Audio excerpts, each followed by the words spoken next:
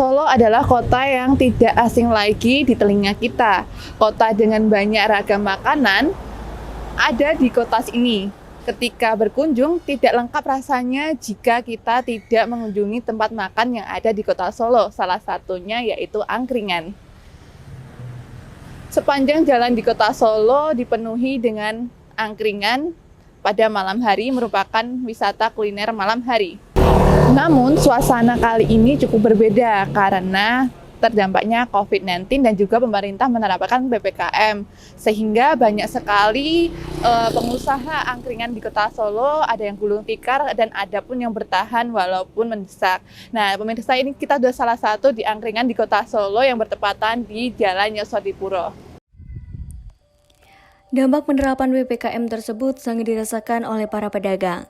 Mulai dari jam berjualan yang dibatasi hanya hingga pukul 8 malam, membuat omset mereka juga turun drastis.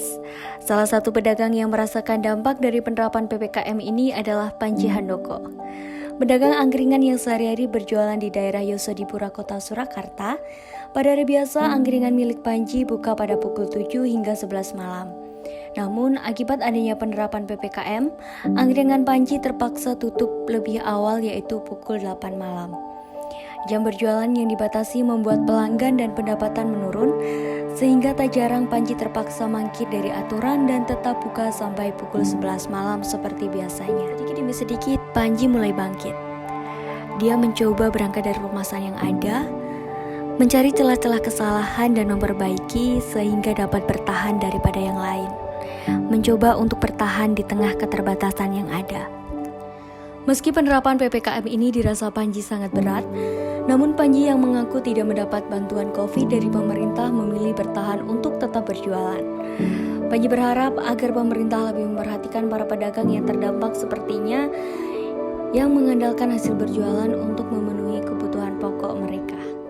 Di sini kita sudah bersama pemilik salah satu angkringan di kota Solo yang terletak di Yosodipuro yang terdampak karena penerapan PPKM. Halo, selamat malam Mas. Dengan Mas siapa saya bicara? Mas Panji Handoko. Oh iya, baik Ya. Mas. Ini apa yang membuat Mas Panji tetap bertahan untuk membuka usaha angkringan di masa PPKM ini, Mas? Nah, yang pertama pasti Mbak ya, buat kebutuhan pokok ya Mbak ya. Buat kayak makan itu kan soalnya kan udah sendiri Mbak, walaupun ada orang tua kan tetap saya nggak mau ngerepoti gitu loh Mbak. Terdesak kebutuhan ya Mas ya? Yes. Nah, dampak terbesar apa yang Mas Panji rasakan pada usaha Mas Panji ini saat melakukan PPKM ini, Mas? Yang pertama kalau PPKM itu jam 8 kan harus tutup kan Mbak. Iya. Nah itu kan otomatis kan wedangan bukanya jam 7 malam. Kalau tutup jam 8 kan kesannya aneh tuh Mbak. Waktunya yang minim ya Mas ya? Kayak KFC kan, distro kan ada. Iya. Apalagi ini kuliner malam ya sih ya? Iya. Ya, selama pembukaan usaha ini di tengah PPKM, Mas Panji pernah merasakan kesulitan atau masalah? Bagaimana Mas Panji bisa menghadapi masalah itu, Mas? Kalau masalah sih apa Mbak ya? Yo cuaca sih Mbak. Cuaca kurang menentu ya Mas ya? Cuacanya kan sekarang nggak menentu Mbak. Kadang panas, terus sore ini terus hujan. Nah, tantangan itu Mbak. Soalnya kan pakai kan motor. Tenda juga ya Mas ya? Tenda juga. Baik, menurut Mas Panji sendiri nih, siapa yang seharusnya bertanggung jawab atas menurunnya ekonomi para pedagang yang terdampak PPKM? Yang pertama Mbak ya, mesti para petinggi-petinggi Mbak ya. Nanti kayak, saya nggak mau nyebut menteri-menteri detail, nggak mau Mbak. Soalnya kan seharusnya kan ngerti di lapangan kan harusnya tahu Mbak. Kayak Satpol PP kan, yang kayak bawahnya kan Satpol PP. Yang bertindak, nah kayak jam 8 harus tutup gini. Nggak ya nggak bisa gitu loh Mbak. Tetap mau nggak mau ya saya tetap molor sampai jam 11 ke atas, nggak urusan gitu loh Mbak. Oh iya. Baik Mas, apa yang Mas Panji harapkan ke depannya terutama untuk pemulihan ekonomi para pedagang yang terdampak seperti Mas Panji sekarang ini? Nek masukan dari saya itu gini Mbak ya, ya boleh maksudnya penerapan PPKM itu bebas, tapi masalah waktu sampai met-met itu ya Mbak, meja harus diikuti dan lain-lain itu kan seharusnya terlalu berlebihan Mbak ya. Iya. Kayak pakai masker itu harus masker sama social distancing cuci tangan. Kayak berjarak kan gini harus berjarak itu nggak masalah. Ya masukan itu aja Mbak, kayak penerapan waktu sama bantuan itu nggak ada loh Mbak. Ya kurang ya Mas. Sekarang tutup jam 8. Harus libur gini. Nah, sekarang nggak ada solusinya. Betul. Nah, kalau makan apa? Nah gitu loh Mbak. Apa nih Mas kesan dan pesan untuk pemerintah saat ini? Kesan pesannya ya diperbaiki gitu, Mbak. Soalnya kan undang-undangnya undang-undang karet, Mbak, antara benar dan salah.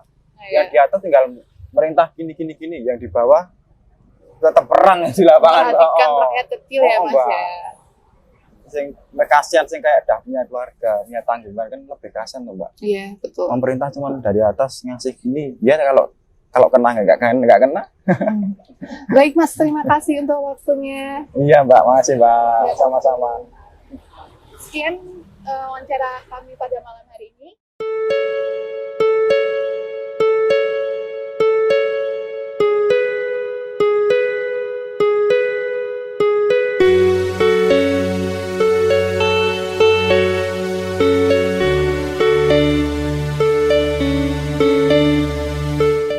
Oke, selamat malam. Di sini saya Rahmat Junarwanto selaku presenter dalam wawancara ini. Saya akan mewawancarai salah satu pembeli ya, Mas ya. Nggih, Mas. Pembeli di wedangan ini ya, Mas. Nggih, wedangan. Mas ini di sini namanya siapa, Mas? Nama saya Wahyu Dwi Ardi Saputra, Mas. Wahyu Dwi Ardi Saputra. Panggilan saya Ardi. Panggilannya Ardi. Ya, siap. Kenalan sih, Mas. Siap. Saya Rahmat. Siap, Mas Rahmat. Mas, jenengan tem mriki apa nongkrong di wedangan kayak gini, kenapa Mas kok milih nongkrong di wedangan di kayak gini daripada nongkrong di kafe kayak kaula-kaula muda yang lain gitu? Ya, aja, Mas. Dari segi harga lebih murah di wedangan ya, Mas. Nah, di kafe itu ya terjangkau sih buat kaum-kaum yang itulah, Mas. Aku kan milih di sini minim budget aja, Mas. Tapi enak ya Mas di sini, Mas? Enak, Mas. Terus apa itu Mas? Kan ini masih era PPKM ya Mas ya? Ya. Ini kan juga wedangannya ibaratnya jenengan nongkrong kali dibatasi PPKM. Dan itu perbedaan nih antara sebelum PPKM sama setelah PPKM tuh apa, Mas? Nongkrongnya di wedangan kayak gini. Ya, perbedaannya, Mas. Perbedaannya setelah PPKM itu kayak nggak nyaman aja, Mas. Gerbek polisi tiap hari gitu, suruh bubar, suruh dibungkus gitu. Nah, sekarang kan ya udah rada redam gitu, Mas. Jadi polisi nggak tiap hari kesini, jadi ya gitu sih, aman aja, Mas. Tapi harapan ke depannya semoga PPKM hilang. Ya, Mas. PPKM semoga hilang, bisa bebas lagi. Iya. Ya begitulah. Ya namanya juga masih PPKM dan semoga PPKM segera berakhir ya Mas ya. Ya, Mas. Semoga kita bisa nongkrong di wedangan lagi dan bisa hidup normal kembali. Sekian dari saya. Apabila ada kurang lebihnya mohon maaf. Wassalamualaikum warahmatullahi wabarakatuh. Itu dia pemirsa keluh kesah para penjual usaha kuliner malam di Kota Solo, salah satunya angkringan di Yosef Dipuro. Semoga pemerintah lebih bijak lagi memberikan peraturan kepada masyarakat agar lebih perekonomiannya lebih bangkit lagi. Saya Rosti Apriya Putri dan rekan-rekan melaporkan dari Solo, Jawa Tengah. Terima kasih.